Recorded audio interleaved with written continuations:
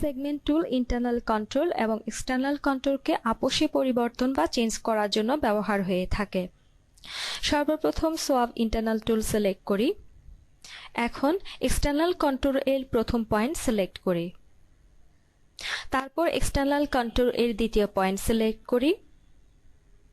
এবার internal control এর প্রথম পয়েন্ট সিলেক্ট করি এবং দ্বিতীয় পয়েন্টও সিলেক্ট করি।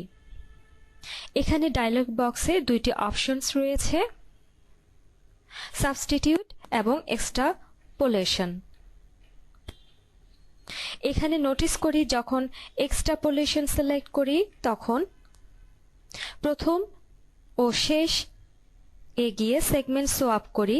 যখন সাবস্টিটিউট সিলেক্ট করব তখন প্রথম পয়েন্ট নতুন পয়েন্টে সংযুক্ত হয়েছে এবং শেষ পয়েন্ট নেক্সট পয়েন্টে সংযুক্ত হয়েছে। ওকে করি, দেখব সেগমেন্ট